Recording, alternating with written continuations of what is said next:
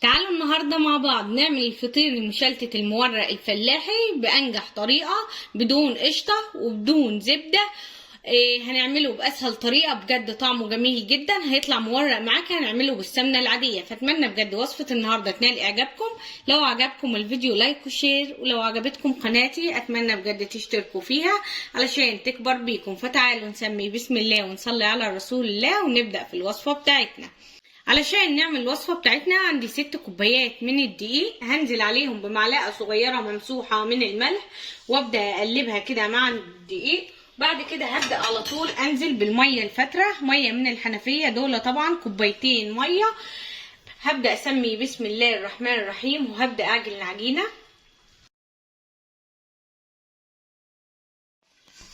طبعا زي ما انتوا شايفين، بصوا الدقيق بتاعنا اتغلف وبقى عجينة، وفي لسه دقيق معايا. ببدأ انزل بنص كوباية تانية من المية، ببدأ اعجن. احنا في وصفة الفطير عايزين عجينة طرية، فبنزود المية تدريجي. زي ما انتوا شايفين العجينة معايا بدأت تلم من الطبق. لازم تعجنيها كويس قوي، كل ما بتديها حقها في العجن كل ما بتديكي نتيجة احسن. طبعا خدت بالظبط معايا 6 كوبايات دقيق، خدوا معايا 2.5 كوباية من المية، مية فترة من الحنفية. بعد ما العجينة معايا لمت بالطريقة دي وخلعت من الطبق ونضفته، هبدأ ارش عليها رشة من الدقيق بالطريقة دي. ابدأ اغلفها بس واضغط عليها ضغطة. طبعا هغطيها بكيس بلاستيك واسيبها لمدة ربع ساعة، وبعد كده هبدأ اقطعها.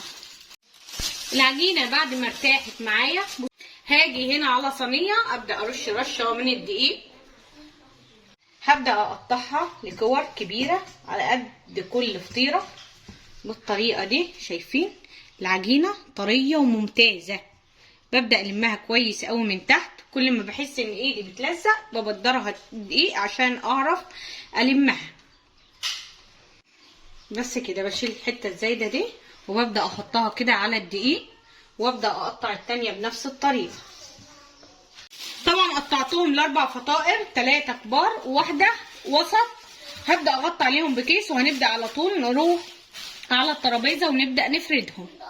هنبدأ طبعا نشتغل من اول فطيرة قطعناها. هنيجي الاول نبدأ نرش دقيق. طبعا النهاردة هنفرده بطريقة فرد مختلفة سهلة جدا، هتعملوا اي ست بيت بمنتهى السهولة وهيطلع معاها مورق. بعد ما بحطها كده برش عليها شوية دقيق من فوق وببدأ ابططها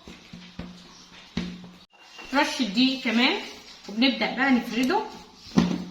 ببدأ اخد كده من النص لبره اهو لحد لما افرد الفطيرة كويس قوي.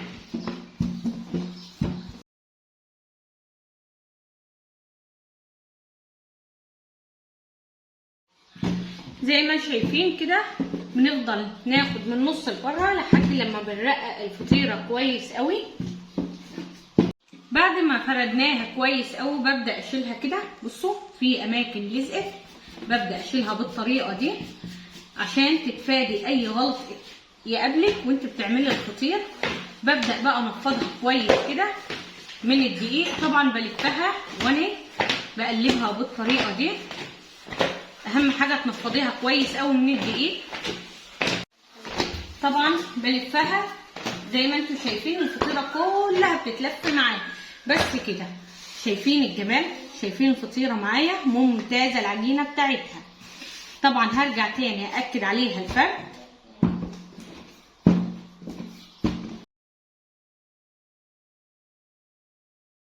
طبعا برجع اكد تاني على الحروف عشان هي الوحيده اللي بتبقى سميكه معايا. ببدا اخدها كده لبره. دلوقتي بعد ما فردناها كويس قوي واكدنا على الحروف، عندي هنا السمنه العاديه طبعا بتاعه العلب اللي مسيحاها. ببدا كده اوزع طبقه على الفطيره.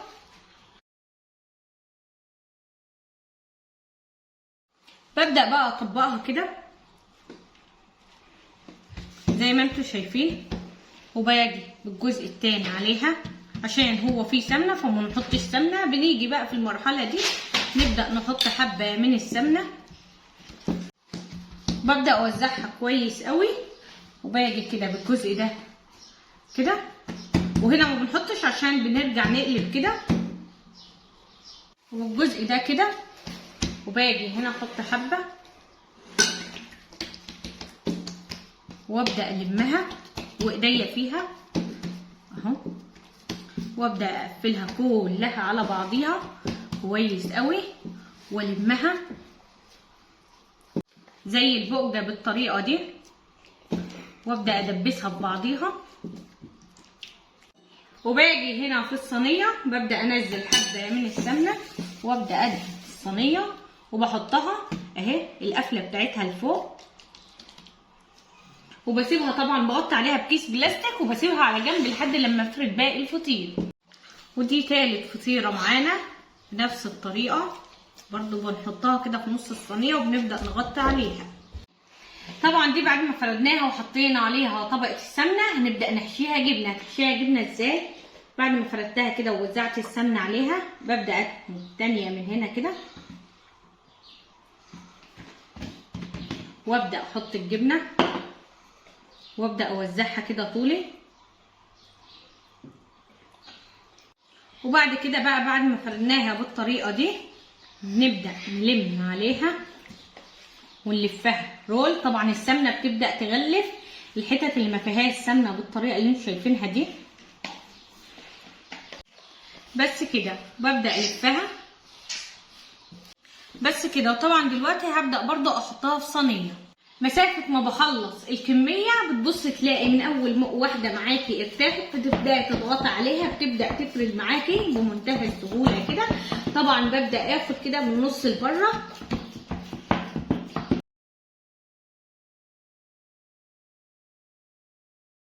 فردتهم كلهم بنفس الطريقه. دلوقتي عشان الوش ياخد لون ذهبي حلو معايا هنبدا ننزل بحبه من السمنه اللي احنا فردنا بيها، هتديله لون جميل جدا، يعني ولا قشطه ولا زبده ولا اي حاجه مكلفه، هتعملي احلى فطير مشلتت. بس كده. طبعا الفرن سخن عندي على اعلى درجه حراره. دلوقتي هنبدا نسويهم. علشان نسوي الفطير المشلتت النهارده هنسويه في فرن البوتاجاز. فاهم حاجه عشان يطلع معاكي طري ومورق وجميل جدا وما ينشفش في الفرن، لازم الفرن بتاعك تبقي مشغلاه على الاقل قبليها بربع ساعه، ويكون الفرن سخن كويس قوي معاكي. اول ما الفرن بيسخن جامد قوي بتدخلي الفطير المشلتت صينيه على الارضيه شغال عليها من فوق ومن تحت على اعلى درجه حراره. اول ما بياخد اللون من تحت بدأي ترفعيه على الرف الوسطاني عشان يكمل اللون بتاعه وياخد كمان اللون من فوق. ساعتها بنبدأ نشيله على طول ونخرجه من الفرن. شايفين الفطيرة قد ايه مرتفعة؟ شايفين نفخت ازاي؟ طبعا لازم تدوريها وهي في الفرن عشان توزعي حرارة الفرن على الصينية كويس قوي. بسيبها كده لحد لما تاخد اللون الذهبي من تحت. لو حسيتها لسه محتاجة لون من فوق برفعها على الرف الوسطاني تاخد اللون كمان من فوق. الفطير معايا خد اللون من تحت بالطريقة دي طبعا، فرفعته على الرف الوسطاني. شايفين الجمال وشايفين اللون وشايفين الفطيرة كده. الفطير خد اللون من فوق ومن تحت كويس قوي. دلوقتي هنبدأ نطلعه من الفرن. يبقى الفطيرة معايا بصوا الجمال، بصوا اللون من تحت عامل ازاي، والله العظيم حاجة تشهي النفس على الاكل.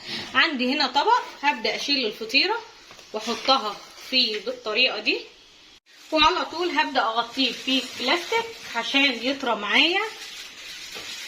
وبصوا الفطيرة معايا التانية بنفس الطريقة. بصوا قبة قد ايه، شايفين الجمال، شايفين بتعمل ازاي في الصينية. ودي الفطيرة اللي حشيناها جبنة ولفيناها رول. طبعا حط على وشها سمنة. عندي صينية هنا فيها سمنة ببدأ اشيلها كده وببدأ احطها وببدأ ابططها بمنتهى السهولة. شايفين الفطيرة التانية بنفس درجة التسوية، شايفين الجمال وشايفين الفطير. هنيجي على الفطيرة الاولانية نبدأ نشيل كده الكيس ونبدأ ننزل الفطيرة عليها ونرجع تاني. هرجع اغطي عليهم وكل ما اطلع فطيره احطها فوقيهم واغطي عليهم. كده خلصنا الفطير المشلتت بتاعنا للنهارده. شايفين الجمال وشايفين اللون من تحت، والله العظيم حاجه تشهي النفس على الاكل. كله بنفس الطريقه وكله بنفس درجه التسويه. شايفين؟ تعالوا نقطع اللي احنا حشيناها جبنه. بصوا بصوا من جوه، بصوا عامل ازاي، ملفوف رول. بصوا قد ايه خفيف وهش. بصوا الفطير جميل جدا. شايفين الجبنه من جوه عامله ازاي، اللقمه بلقمتها، كله بنفس الطريقه. شايفين من اكبر حته لاصغر حته اهي. بصوا بقى الرقات بتاعته، شايفين قد ايه خفيفه جدا الرقات ومش مليانه سمنه، كلها اجمل من بعضها والجبنه جواها وكلها مستويه. تعالوا نقطع منه حته. بصوا الطبقات، شايفين الجمال. بصوا بقى قد ايه مورق من جوه. شايفين؟ بصوا الوصفه والله العظيم جميله جدا، كلها بنفس الرقات وكلها بنفس طريقه التسويه، كلها اجمل من بعضيها. كل ما بيبرد كل ما بيبقى كمان مورق معاكي. شايفين الفطير من جوه اجمل بكتير من اللي بتشتريه من بره. من 6 كوبايات دقيق لسه ما كملوش كيلو، عملنا 4 فطائر جمال جدا ومورقين وبالسمنه العاديه، يعني اقتصاديه. وصفه فطير مشلتت اقتصاديه جدا. شايفين كلها مورقه وكلها طبقات وكلها رقات. فاتمنى بجد تكون وصفتي اللي النهارده عجبتكم. لو عجبتكم الوصفه لايك وشير للفيديو. لو عجبتكم قناتي اتمنى بجد لو لسه ما اشتركتوش فيها تشتركوا عشان تكبر بيكم. وصلوا على رسول الله.